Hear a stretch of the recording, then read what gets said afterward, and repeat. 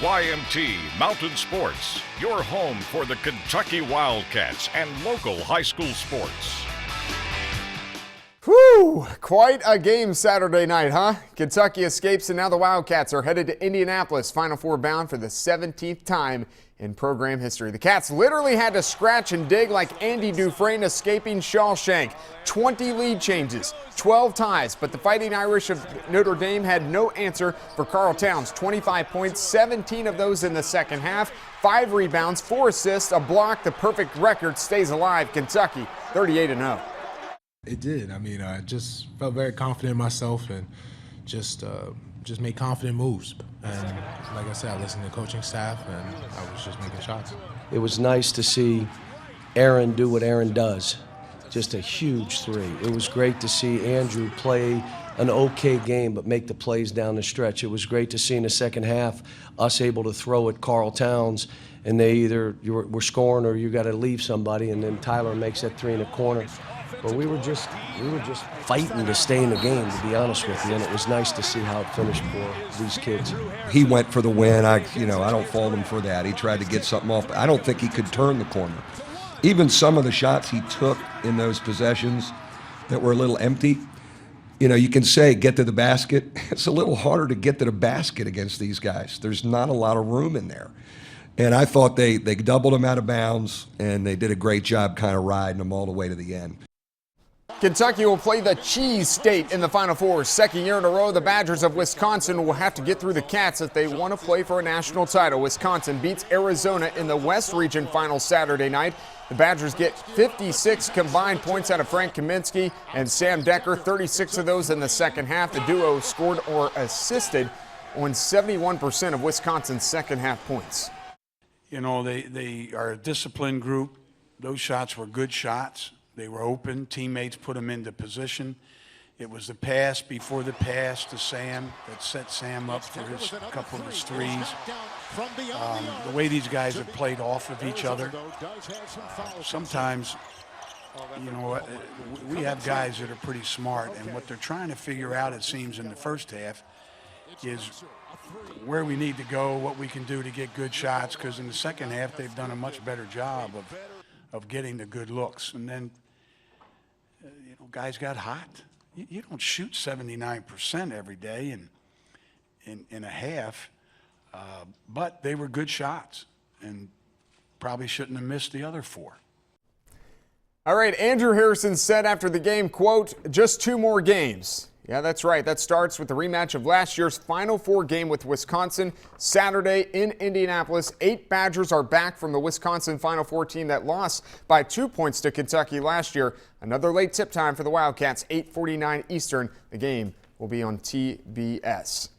So one side of the Final Four decided, and today the other 2 Elite 8 games going on to figure out which other 2 teams will be playing in Indy on Saturday. First up, Louisville, Michigan State. Ricky P. ready to go. For the 4th-seeded Cardinals, let's go first half. Louisville up 3, Terry Rozier. This is Coast to Coast Radio. 1 of 4 steals for Rozier. Louisville up 40-32 at the break. Second half, Travis Trice up to Brandon Dawson. Another look. 9 points, 11 rebounds for him. Sparty, though, still down 1. 8.5 minutes to go now. Game tied at 51. State gets the lead. First time since the first half, that's Brian Forbes. Wayne Blackshear had 28 to lead all scores. But Michigan State kept fighting. Marvin Clark Jr. inside. 1-point lead to the guys in green with 40 seconds to go. Mango Mathiang would come down. He would get fouled. He would make his first free throw. Second one, no. Travis Trice for the win. We're playing extra basketball in overtime. Forbes. Sparty back to the Final Four for the ninth time in program history. First time since 2010, 76-70. Michigan State wins in overtime. So Sparty and Tom Izzo move on now to Duke, a program that has made 15 Final Fours, 4th most in the NCAA tournament history, coming into Sunday Elite Eight game with Gonzaga. The Zags in their 17th consecutive NCAA tournament, trying to make their first ever Final Four. They would have to get past a guy who's been there 11 times himself, Mike Krzyzewski and the Duke Blue Devils. First half we go, Duke down 2. They'd have to get past this guy too. Jahlil Okafor, the freshman big man. Later on, former Kentucky Wildcat Kyle Wiltshire. He had 16, Zags down 8 though. Every point Duke scored in this game came from a starter. Okafor again. Started at the top of the key and ends in the paint. And there's some Dallas Cowboys cheering on the kid from Chicago. Second half, Okafor. 9 points, 8 rebounds. Tony Romo, Jason Garrett in their Duke blue and loving it. Now under 3 minutes to go in the game. Oh, it's the hometown kid, Justice Winslow Dagger. Duke committed just 3 turnovers, fewest in a tournament game so far. Duke 66, Gonzaga 52. Justice Winslow went for 16 points. 12th trip to the Final Four for Duke head coach Mike Krzyzewski. That equals UCLA legend head coach John Wooden, the Wizard, for most by a coach in Division I tournament history. And with its win Sunday, Michigan State becomes the second team in the Final Four from the Big Ten Conference, Wisconsin being the other. 3rd year in a row where 2 teams from the same conference are in the Final Four, the Spartans and the Blue Devils. 6:09 tip time Saturday, April 4th in Indianapolis. You can watch it on TBS. Still to come, high school basketball, 13th region versus 14th region All-Stars. Damon Tober, Trey Farmer. We'll have highlights next. Knox Central site of a few All-Star games today, the 13th and 14th regions hooking it up. Lots of familiar faces too. Coach Shannon Hoskins, that's one of them. Here we go on the sideline for the girls' 14th region underclassmen game. Jason McDaniel on the bench for the girls' 13th region. And to start this highlight pack, we're going to start with one of the people that plays on Coach McDaniel's team, Jacqueline Jewell. All right, she averaged 40 points this past season. This is Whitney Creech. A little scoopage finger roll there. And then Creech again. She gets it down inside to Hannah Holyfield.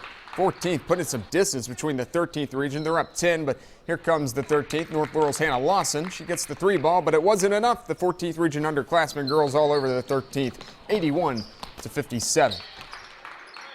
Perry Central's Damon Tober repping the 14th. Clay County's Trey Farmer still got the mustard in the hair. Here we go, underclassmen all-star game. Farmer to North Laurel's Peyton Broughton.